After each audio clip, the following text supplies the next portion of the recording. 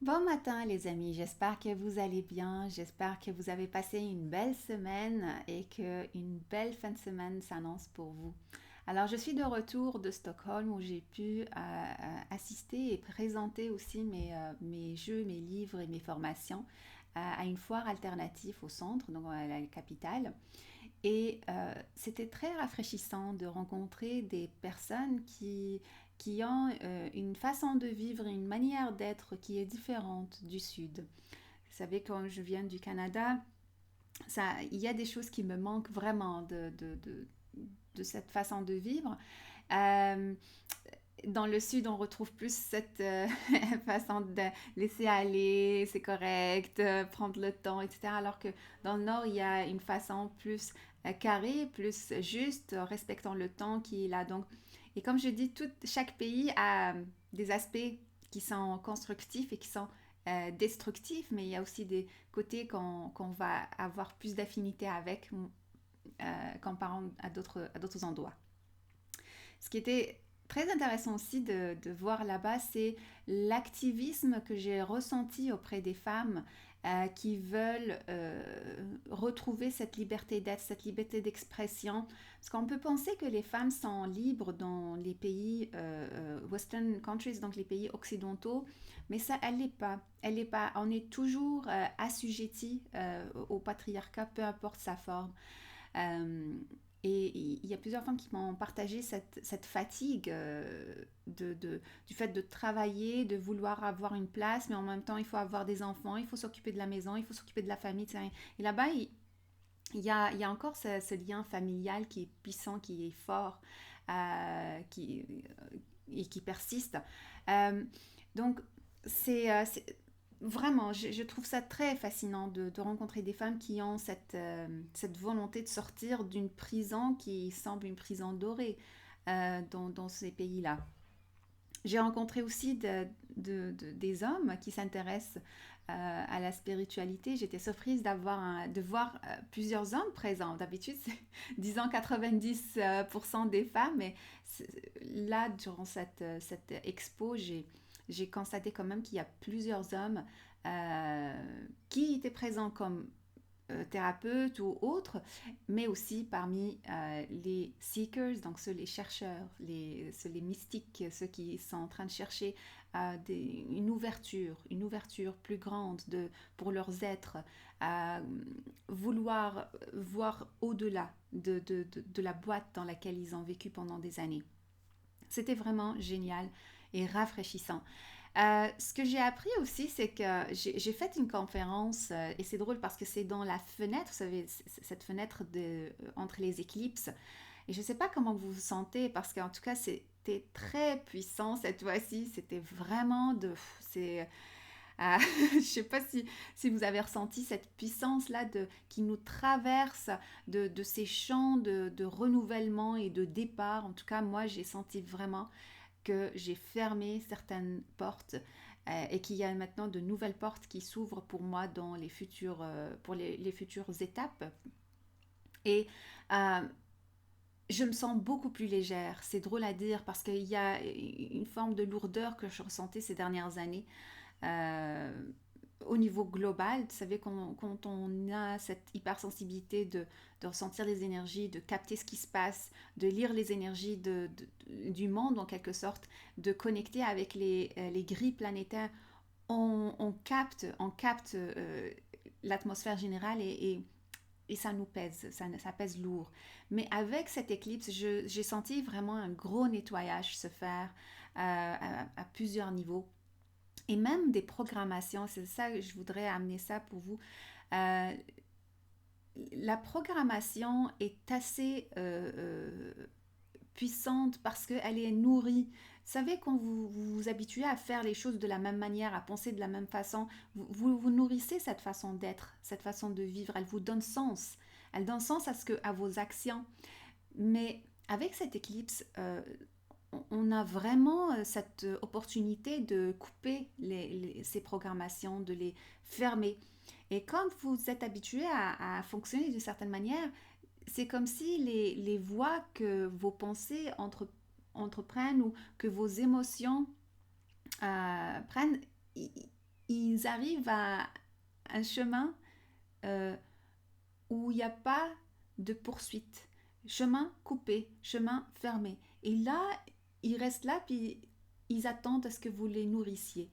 Et dans ce sens que il y a un pont qui se crée, il y a un pont qui se crée entre nos pensées et nos émotions, mais il y a aussi un pont qui se crée entre notre intention du moment et toute la chimie et l'alchimie auquel on a accès. Quand notre intention est alignée, par exemple, je veux que ma vibration soit à tel niveau, je veux que mes actions soient alignées à mon essence.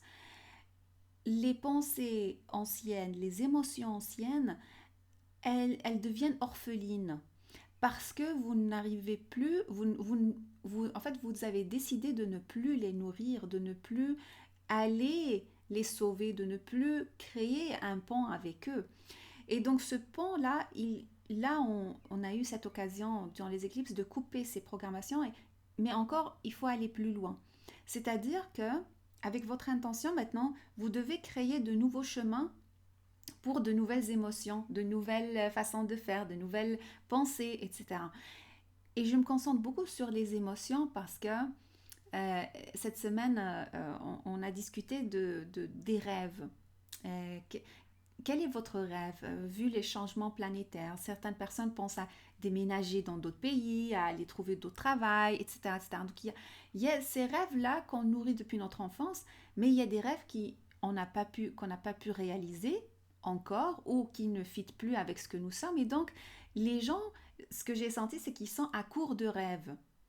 Ils sont à court de rêves où leurs rêves correspondent cet instinct de survie. Il faut que je survive, il faut que je prouve qui je suis, il faut que j'aille des finances, il faut que j'aille, etc. Et donc, ça reste des rêves au niveau extérieur, mais il n'y a pas un rêve de comment est-ce que je voudrais me sentir.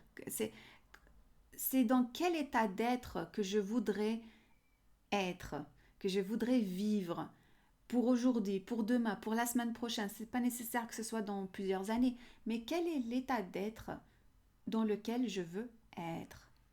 Et c'est là où, ce que je vous invite aujourd'hui à faire, c'est de créer ce pont de votre intention vers le monde extérieur avec vos émotions, avec les sentiments, avec des états d'être, et pas nécessairement les projeter avec des images.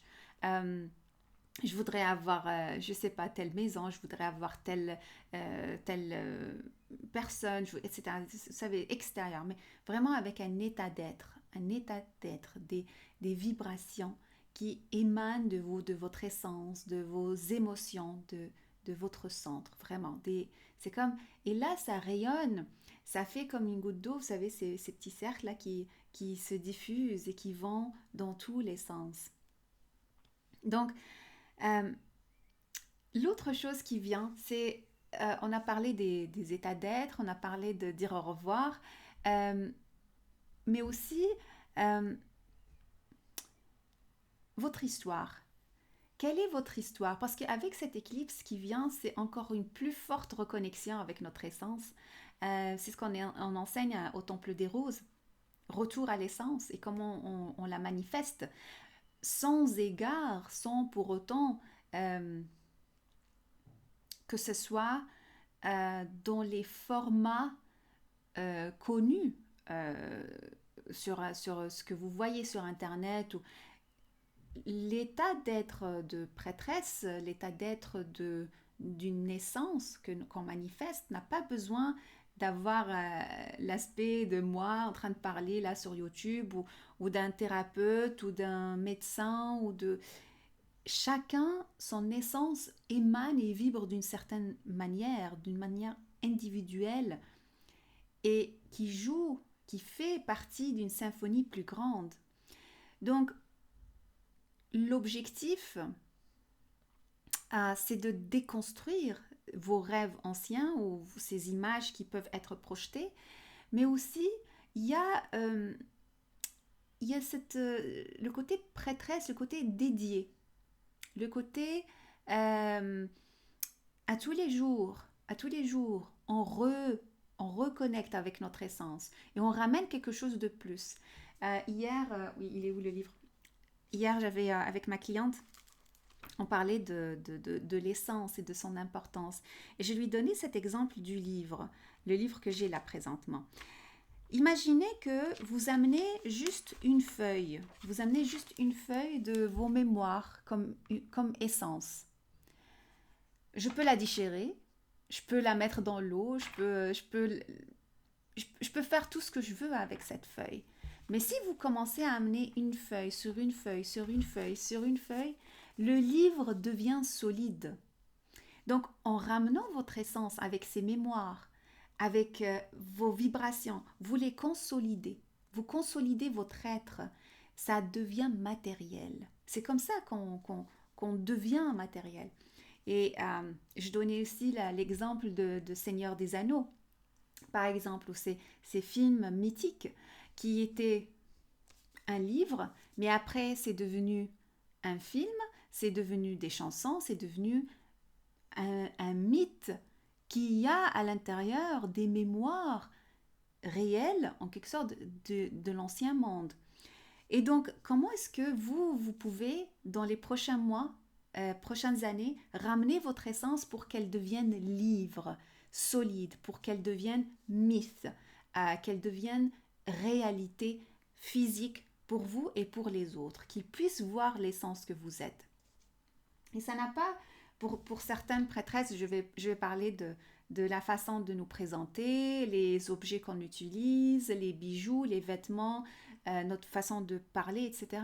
Mais pour certains d'entre nous, ça ne va pas nécessairement se voir de manière spectaculaire, hein, de manière affichée, mais ça va se consolider à travers vos paroles, à travers votre façon de vivre et de marcher sur Terre, peu importe ce que vous allez faire. Euh,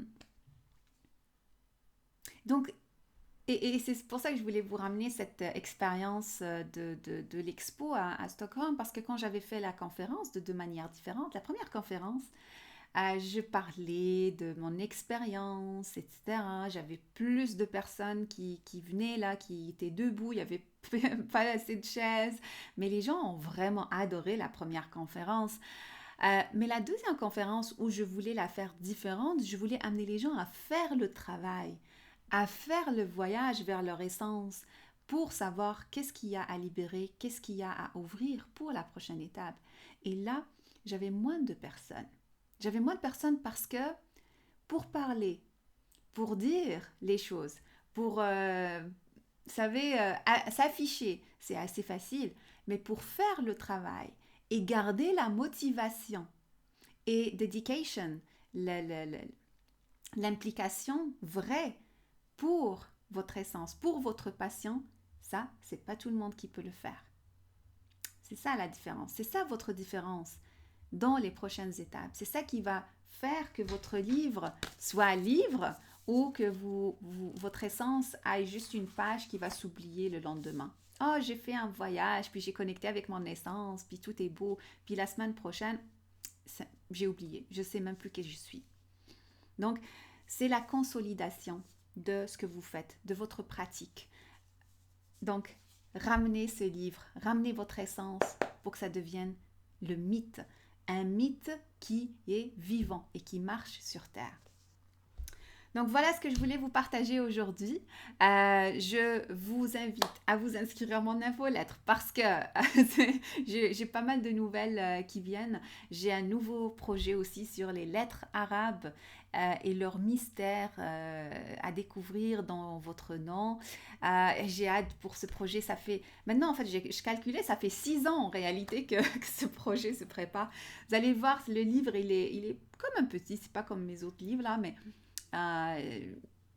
je l'ai fait avec amour, avec connexion, et à chaque fois que je le lis, j'ai envie de le relire encore parce que les inspirations que j'ai mises dedans sont tellement alignées, ça explique tellement de choses et ça connecte aussi les gens avec leur essence parce que votre nom porte votre essence.